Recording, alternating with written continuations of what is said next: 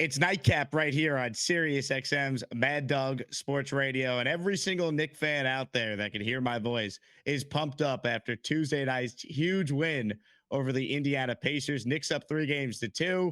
Game 6 tomorrow night in Indiana as the Knicks will try and reach the conference finals for the first time in nearly 25 years. And joining me right now on the show tonight is an NBA legend, a Knick legend. He's been at basically every single Knick game during this playoff run. Former NBA All-Star Stephon Marbury joins the show. Steph, I can't thank you enough for coming on tonight. Hope all is well. Thanks for having me. All is well, thank God. How you doing? I'm great. You know me. I'm a diehard Knick fan, living and dying with this team. And when I saw you the other day at the game, I said to you, I go, this place is going to be crazy if the Knicks come out and give the Garden a reason to go nuts. And that game, that first quarter, the Knicks really set the tone. What did you see early on that allowed the Knicks to play as well as they seemingly have played all playoffs? Well, I said prior before on my Instagram, I spoke about before the game. I said after a beat down like that, the only thing that you can do is go to try to give that team a beat down. And I think for me, um, the most important thing was not making shots for this for, for the game. It was more for how our energy was going to be. If we could have high energy for however long the game was going to go, because the game could go triple overtime, four overtimes, you don't know. But to maintain that focus and that level of energy, if we did that, I thought that we could play a really great game. Stephon Marbury is our guest here on Mad Dog Sports Radio. Jake Asman with you on Nightcap tonight. Steph, Jalen Brunson's foot has been a huge topic of conversation for every basketball fan, of course, for every Knick fan. It looked like early on in this game, he just looked fresher. It looked like he got his explosiveness back. As someone who played that position, what did you see from Brunson? What allowed him to have the success he had? I mean, he had 28 points before halftime of that game the other night. Well, first you want to credit the medical staff, the trainers, the doctors, because I'm sure he's getting around the clock treatment. When he hurt himself, he had to figure out how he was going to go back on the court and play with this injury, feeling the way how it felt, knowing when he cut, when he made moves. He does a lot of stopping and going, so his ankles are going back and forth, side to side a lot. You know what I'm saying? So now he has to figure out in his mental to connect with his physical and how his body is gonna figure out his nervous system, which is his brain, is gonna figure out how he's gonna get his ankle to do the things that he needs to do to perform at a high level. He did that. That's why I said with the coaching staff, with the medical staff, they all spoke about what needed to be done for him. And for him to go on the court and do that, it's incredible. He led us. He did the things that was needed to score, pass. He made the right passes at the right time. He was focused. He was locked in to do it on a game 5 like how he did. And this pivotal game, it solidified him as a superstar in this league. You know what it's like to play in New York, of course. You grew up in Coney Island, Brooklyn, so you live the dream as someone who actually got to play for their team they grew up rooting for. Exactly. Watching Brunson do what he's done throughout these playoffs, Stefan, I mean, you could make a case as one of the great playoff runs in the history of New York sports. What Easy. is what has allowed him to become this player? He was good in Dallas. He was very good last year, his first year with the Knicks. But as you said, he's played like a superstar this season, and of course during the playoffs. What has changed with his game from your eyes? The Garden, he has the support from top down. He's a very humble spirit. He has great parenting. His dad was a very, very good basketball player. He knew how to play the game. He was tough. He was smart, right? Rick Brunson, he was smart. Um, he had the work ethic, so he fit in a different group of players who played the game, right? So he saw a mentality in some of the top players in the game of basketball, and he was able to share that knowledge. That's a wealth of knowledge for his son to be able to have that. And he applied it and he embodied it. And now he's utilizing all of what he learned throughout his childhood and all of the teachings. I see videos of him and his dad, and he's like walking back, slouching. He's not slouching anymore. He's moving. He's splitting pick and rolls with speed and precision. You know what I'm saying? Shooting floaters, straight up, straight down, landing the proper way, playing basketball at its like it's beautiful and how they play the game. Him, Dante, and Hart. You know what I'm saying? So seeing this as a Knick fan growing up here, as you said, it's different when you're a homegrown. I try to explain Kenya Martin. He made a comment saying that, oh, I was cheering like I'm getting paid. I said, no, homeboy. I said this court that you and every other basketball player on earth want to play on, right? And I love Kenyon Martin. I just refer to it like Kenyon. He was my rookie. I mean, that's a brother, but I'm referring to what he said because when people see me cheering, they don't know. They don't understand why I'm cheering the way I'm cheering. I'm like, look, that court. I was a little kid, like, man, I want to play on Madison Square Garden. When I was a peckerhead playing in CYO for the Flames, you know what I'm saying? Where it started in the Garden, where I'm from in Coney Island. Like growing up, like we call our court the Garden in Coney Island.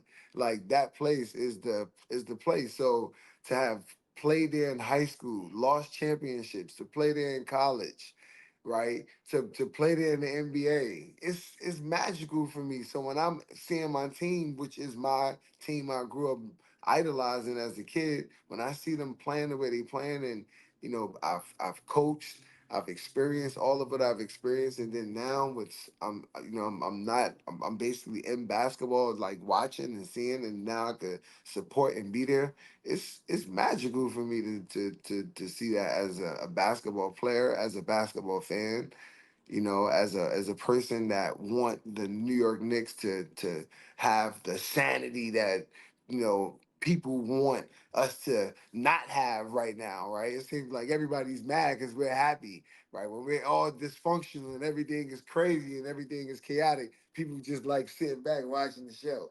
Look at the New York Knicks. Look at the New York Knicks. Look at them. You get the Stephen A. Smith talking about the New York Knicks. Oh, the atrocities. Right? You don't want now it's like, yeah, my New York Knicks. Like, nah, you gotta really like.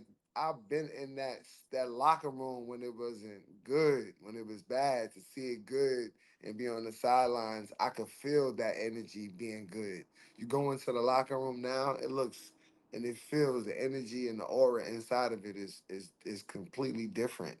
It's not like tight. You remember how it was like tight little cubicles when we played? I don't know if you ever seen when we played, but the reporters and the people that know when if they watch this and they see this, they know. But now it has space. Like so the energy of the room is completely different. And so it has a different aura inside of it. Former NBA All-Star, Nick Legend, one of my favorite players growing up, Stephon Marbury, kind enough with his time here on Nightcap on Mad Dog Sports Radio on Sirius XM. You of course mentioned it, Steph. Everyone knows your story, being from Brooklyn, playing for the Knicks, but you grew up in a time when the Knicks were making deep playoff runs seemingly every year. After the game Tuesday night, Tom Thibodeau, who was an assistant coach on some of those 90s Knicks teams, he was asked if he sees any similarities between the current Knicks team and those teams with Patrick Ewing, John Starks and company, all the guys you're sitting with courtside every night watching these Knicks games, if there's any similarities between those teams. And Tibbs talked about the connectivity and how hard they play on both sides of the ball. From your perspective, you watch those teams, you're at all these games. Do you see the similarities between those Yes. great Knick teams and this team I this year? do. I do. The discipline, defense. That's one of the main things. I played under Tibbs when I was in Boston. I didn't play that much because I came late. They just won the championship. A lot of stuff went on. I left. I didn't play for over 5 months. I finally got a chance to play, but I got a chance to get into a structure of the system where I was learning and watching. And I got to see the craft of how Tibbs operate and defensively you understood why Kevin Garnett was able to lock in on defense, and speak and communicate as the leader on defense because the big guys are the leaders. They see everything happening. When we're guards, we're out on the forefront. We can't see what's happening when a pick is getting ready to come. So the big guys, they got to talk and communicate. Rasheed Wallace, Kevin Garnett, those guys are always talking and communicating and making things, easier for the guards. So when I see Tibbs following the same mantra, as those teams from back in the days, Knicks, like Van Gundy, Pat Riley, you see all of the similarities. You see everything combined, mixed from back in the days, and then now, and then different time periods of players. Like people say, I dominated the basketball when I was a guard. As a scoring guard. Jalen Brunson now, that's normal. Steph Curry. If you can't dominate, if you're a guard and you can't really do that now, it's like it doesn't work. But when we did it, it was a big problem. When Iverson, myself, Baron Davis, Steve Francis, you know what I'm saying? When we was doing all of what we was doing, but I understood it was structure. Now it's within the system and how they play, which is kind of what I love as far as like NBA having the FIBA style feel, more international feel. You've really, I told somebody last time, think about how many times you've seen a legal defense call. When was the? Just think about it. You don't Right. really hear. You don't even see a legal defense. It's like a legal. What? Like when was a legal defense call? I'm watching the game. I'm like, there's that legal defense is over with because the game is transitioning and it's beautiful to see, but it's still in there. You know what I'm saying? So you still got to be conscious of it. So as a basketball player, you still got to be thinking about those things because you see people like, how you get a 3 second call? Oh, you dead tired. You running up and down the court. You just find yourself just standing there. You don't even realize it. But that's part of being a professional, not doing that. You know what I'm saying? So when I watch the Knicks team, I'm looking at them. I'm like, man, they have so many different similarities, but at the same time, they're building their own style because it's college style and it's NBA mixed together. Stephon Marbury is our guest, Mad Dog Sports Radio with you. So, Steph, game six, of course, tomorrow night. Indiana, they're going to come out with a much better effort back at home. What makes the closeout game so difficult from a Knicks perspective and from a Pacer perspective? What type of effort? What changes could they maybe make going into this one tomorrow? Because right now we're pushing down and they're trying to push up. So that's a big difference from an advantage of strength. We just got to make sure that we we are first. One thing that's really good is those what those two games taught us. It taught us about our emotions, right, and what will happen from what people want to use the referee. If the referees are human, they get caught up in adrenaline and emotion as well, especially if that team is the aggressor. When we are the aggressor, you can see the tale of two teams. When they were the aggressor, you saw how they played. When we were the aggressor, we saw how we played. So when we go into Indy now, we just got to look at it and say, okay, we know that they have their backs up against the wall right now because it's not a regular game no more. It's a closeout game. So now you're inside of a corner. The only thing that they can do is come out swinging. That's it. That's all they could do is come out swinging and fighting. So how we basically play defense is the most important. We don't want to get hit with no crazy swings just because they just throwing anything because they don't want to go down because they know at the end of the day, after they got that fight, they know they gotta come deal with a bigger fight in the garden. It's intimidating to play at Madison Square Garden if you're an What? opponent, right? Oh, I gave somebody an example. It's kind of like we're playing with our fans with all of the energy in New York. You come to New York, there's no going out to eat dinner. You know you can't do that. You got everybody's a reporter with a phone. Right. Everybody's a reporter. Guess what he's at? Oh, we're going live right now. Oh, guess he's out. How many beers did you have? Did you have one? But I'm just joking right now. But they can't really have no peace, so they focus should be right inside where they are, inside of the hotel, preparing and prepping for the game. You know what I'm saying? But they're playing like it's inside of Garden. They have no chairs. They have they basically have it's like playing during COVID when there's no fans. That's basically where they're coming. It's desolate. It's no noise for them. It's not like when we went inside Philly and took over the arena. You know what I'm saying? And then the next game, the owner bought the tickets. That's different. I never seen that before. That's that's like that's a different thing in sports. That's like a different type of. I wouldn't say petty, I think it was. I think he thought that it was a chess move, but it really wasn't. Like that was like now you let us know that. Oh, you just made the tickets go up higher. Like, did they make money? Like, oh my god, that was a nice move. Knicks one win away from their first trip to the conference finals in nearly 25 years. Stephon Marbury, former NBA All-Star, is my Wow. guest, of course, played 5 seasons with the Knicks from Coney Island, Brooklyn. Kind of up with his time here on the show. Now, Steph, you and I were chatting before game 5 the other night, and those sunglasses, for those who obviously aren't watching the stream, who are just hearing the sounds of our voices, they can't see it, but you're a part of an awesome sunglass line that launched earlier this week. So tell the audience here nationally on Sirius what you have cooking up. Yes, so these sunglasses, as you can see them, right? You can change them. They could go from light to dark. So it's like you at a Yankee game, right? You watching the Yankees, they playing, the guys out there. I'm not gonna say that they listening to music because you can listen to music. That could be a distraction. But you could also get phone calls as well. So they could call you on the phone. You know what I'm saying? And be like, look, this is what's going on. I don't know if that's considered cheating or not. I don't know. But that's something that can happen and what could go down. You know what I'm saying? But not just that, you can work out with them. When you work out, they don't, they don't move. You know what I'm saying? Like you could do a lot of bunch of different things. Like you playing basketball, you get in the game, you can work out while you got your music on. Like we made it so that it's on your face, like when it's on and it's comfortable, right? And then if you get a phone call, you won't miss the phone call. You can answer the phone call while you're on the golf course, while you're on the court. You can have whatever it is that's going on, whatever business you got going, on, riding the bike. It's everyday use as well, and it's cool looking. But at the same time, you hear me clearly, right? My voice didn't change, right? So, this is one of the best things. I don't have to scream and shout, and you still can hear me. It's wireless. I'm walking around the room, and as I'm walking around the room, I'm communicating with you and It's still doing what I it, need to it's epic. And for those who aren't watching, do. Steph got up. He's walking around his living room, wherever he's at right now in New York City. CameloEyewear.com for more information. Steph is a brand ambassador for Camelo Eyewear. And Steph, this is not the first time you've been an entrepreneur. I go back to 2006 when I was waiting online in Hicksville, New York, at Stephen Barry's trying to get my pair of Starbury. So I can't wait to Yes, check out this eyewear line as well. yes, definitely. We got shoes and clothes coming out for Starbury, but we also have Xavier 3.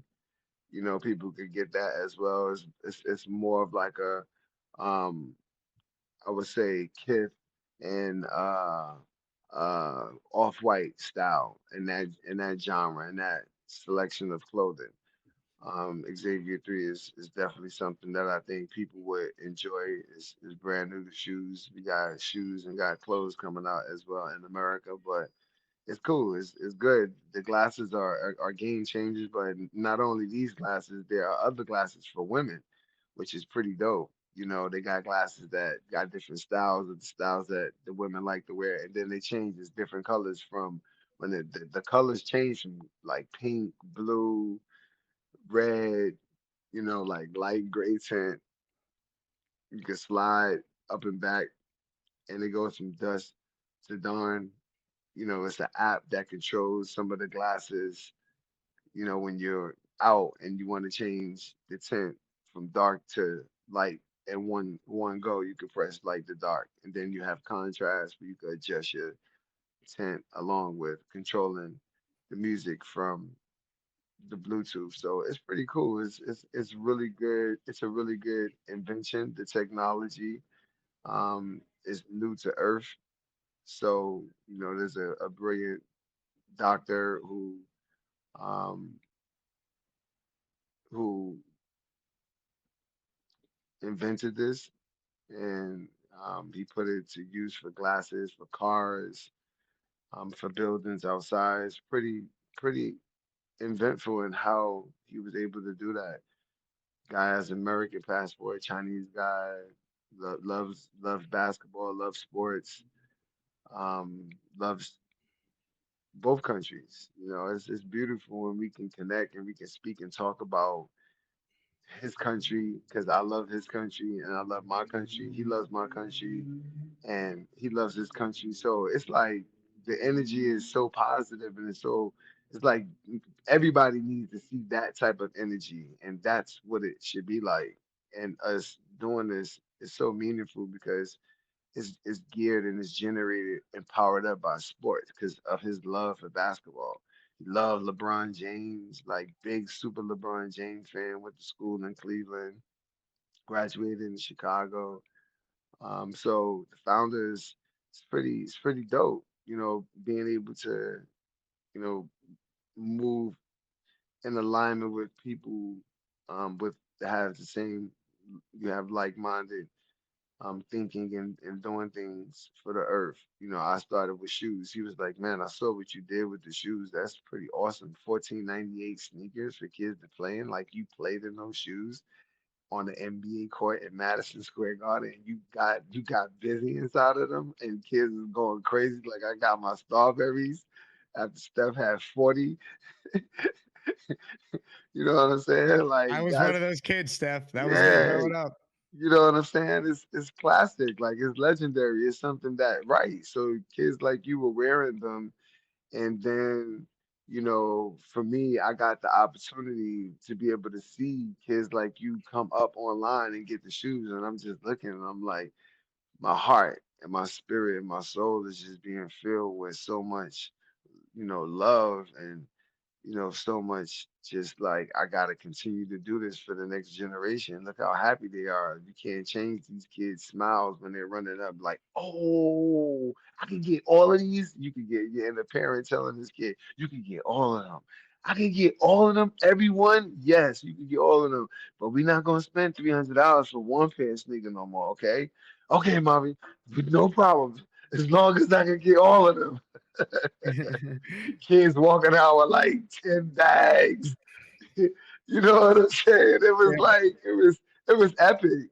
Yeah, Stephon Marbury is our guest here. All right, final question for you, Steph. Game six yeah. tomorrow night. I think I know who you're going to pick in this one, but who you got, Pacers or Knicks? Can the Knicks wrap it up at 6, or will there be a Game 7 Sunday afternoon at Madison Square Garden?